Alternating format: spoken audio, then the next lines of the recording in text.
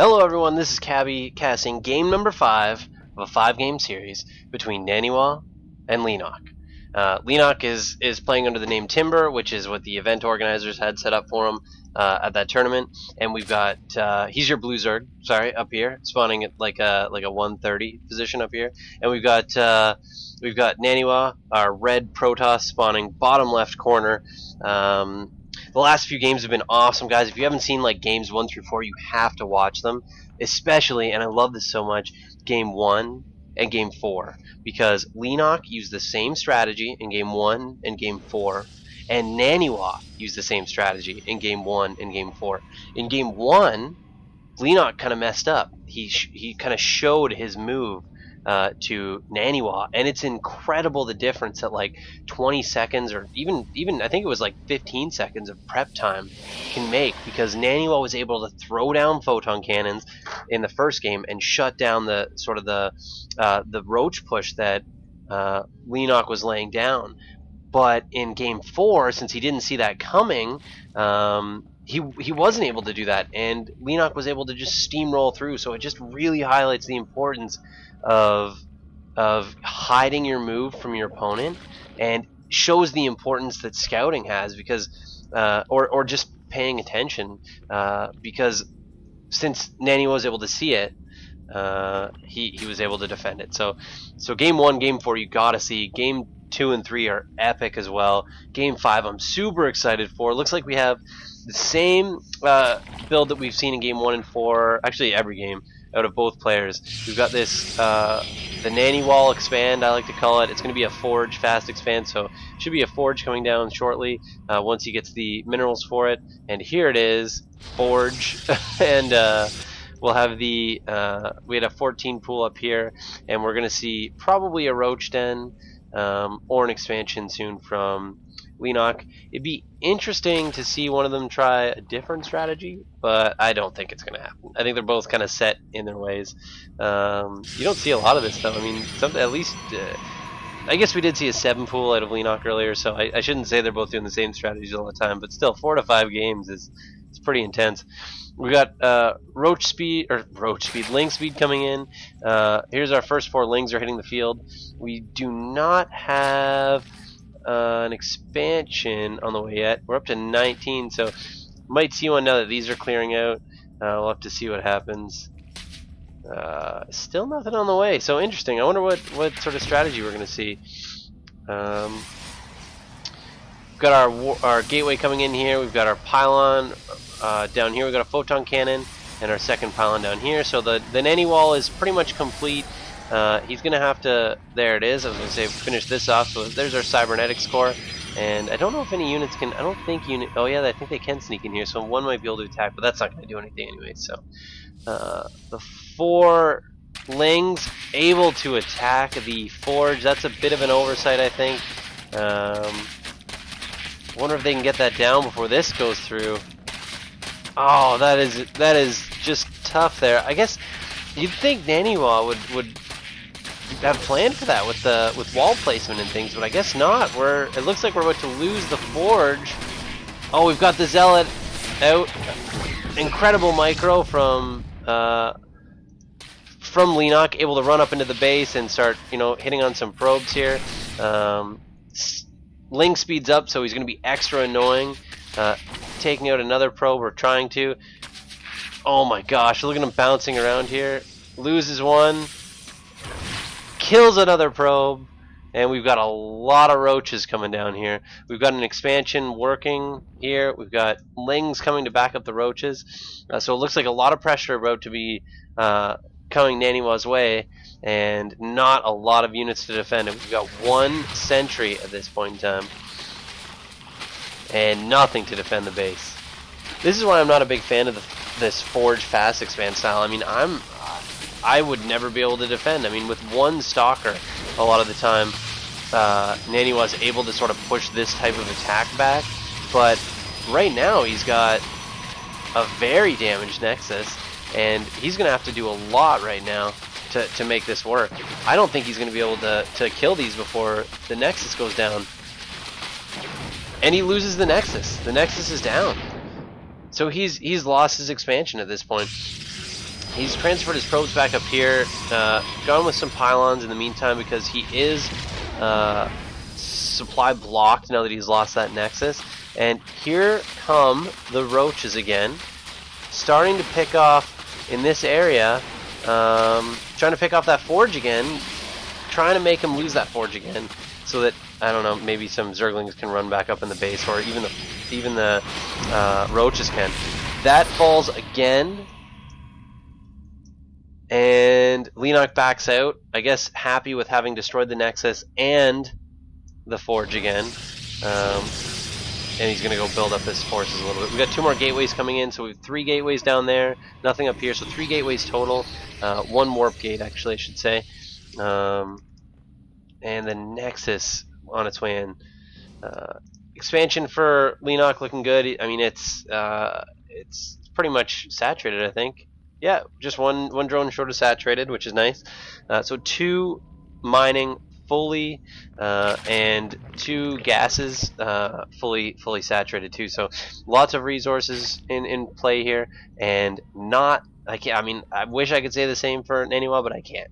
Naniwa does not have the same sort of income. I mean, he's on 1 base, not by choice, and he is probably. I mean, we're probably going to see him get into the situation that he did in game 3, I think it was, which is where he was just behind. I mean, Leenock went unchecked. He had 5 bases, and he was just able to throw waves and waves of enemies at Naniwa. And even though he was losing a lot more, he just was able to rebuild his army so quick that Naniwa just didn't have a chance. So Naniwa moving out here, which is interesting. I mean, I guess he realizes that he's got to get some kind of momentum going in his way. Losing your probes like that is not going to help you much, Naniwa. More probes coming in, completing the nanny wall. He doesn't need the forge anymore, I guess. He's not going to be doing much with cannons at this point. I'm guessing this is going to be used as a sort of a backup warp-in spot here. Taking a sip of pop. Oh, 1 more. Alright. We've got another burrow and the glial reconstitution coming in from Leenock, and we've seen him do that upgrade in past games, but he hasn't really used it. He hasn't done any roach micro, like roach burrow micro. I mean, losing another probe, not good. But maybe we'll see it in this game. I don't know. Maybe he's getting it just in case he needs it. I don't know why he keeps like spending money on the research then not using it. But hallucination coming in. That's interesting. Have to see where that's going. But I don't see a lot of people take hallucination, so that'll be kind of cool to see where it goes. Missile attacks coming in, and we've got 9 drones coming in, which means, and an infestation pit, but 9 drones means to me, yep, 3rd expansion, and he's going to want to get that mining quick. So here's the roaches again, going after that cannon, backing up a little bit after the cannon's gone down, and starting to work on that nexus. Now, all of these stalkers are going to scare away these. Oh, there we go, the roaches. Now they can't move while burrowed yet, so they can just burrow to get their health back, and then pop back up and resume attacking, I guess. Too bad they can't move though yet. I mean, this is actually interesting, sort of geographically in this spot, because he almost has like a natural block. There's only so many things that can attack at once. So if he backs up a little bit and forces these to attack from this hole and this hole, he's taking on far fewer enemies than he would be if he let them do things like this. Now this is not good. He's going to end up losing a lot of these. I mean, he can burrow, but there's an observer, so he's dead anyway. So these are all gone. That's, I guess, the importance of doing the full roach. The full roach upgrade, like tunneling claws, which is on its way now, but doing that full round of upgrades before you really start to do roach micro, especially with burrowing, because he's lost a lot of roaches there. And not that he's like behind or anything. I mean, he's ahead huge on the supply count, but and another nanny wall up here. But you don't want to be throwing things away needlessly, and that's what that was. So let's see if he can do anything with this. This is a lot of roaches here. We're at 26 roaches, maybe 27 roaches. Wow, 27 roaches. That's a lot of roaches. And he's got 1 infestor coming. and Baneling Nest. So we might see some more Baneling action like we did in Game 3, where he kind of steamrolled everything. We've also got Thermal Lance coming in and a Colossus on the way from Naniwa. So kind of an effective response from Naniwa for what we see. Nice force field. Oh, they're able to burrow under, but nice force fields anyways. Scaring off the army. Observers kind of tagging along, seeing everything, which is not what you want if you're Leenock, but yeah, let's see where they're gonna go with this. 2 infestors, 3 infestors, 3 infestors in there. That seems to be Leenock's sort of standard. He'll do 3 infestors and they'll just die before he can do anything with them, and I don't even know why he has them. I can never understand that. Going for base number 4, it looks like. Now, with this observer up here, if it sees that, it's going to be a great time for Naniwa to sort of push for his 3rd, while Leenock's worrying about expanding. It could also be a good time for him to poke up and try and take out one of these bases. Like this one here has no defenses, really. Oh, looks like we're going to have a bit of an engagement here. We've got a nice fungal on the ones in the front here. Losing a lot of stalkers. Some nice force fields to sort of wipe out a lot of them, and the observers here as well, so able to pick off a few burrowed roaches. Now we've got Banelings here as well. Banelings in. Ooh, might be able to force a cancel on this if he's quick, and he does force the cancel. Kills the drone. This is scary here. A lot of Baneling and great force fields. Oh my gosh. Look at this. Loaded up with Banelings, doing a Baneling drop. Takes out a lot of sentries. Loses a lot of those overlords though. Oh my gosh, great micro, great backing up. Really not wanting to lose any more units to Banelings. Meeting up with these Colossi. Having the Colossi take out as many... Oh no, we're losing more Colossi. Looks like this Colossi is going to get chased down as well. Reinforcements meeting up. Colossi might be able to live. Yeah, he gets up on the high ground, so he should be safe. Thermal Lance finished now, so it should be able to take out all these and clean it up. Not a very favorable trade for Naniwa, though. I mean, 80 supply to 135 at this point. Really, things not looking good, and sort of the same situation as as Game 3, sorry, where we just saw Naniwa get completely overrun.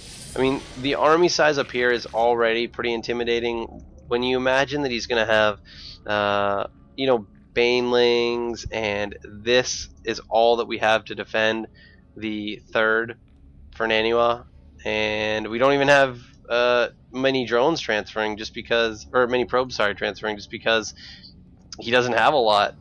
He hasn't been making them the whole time.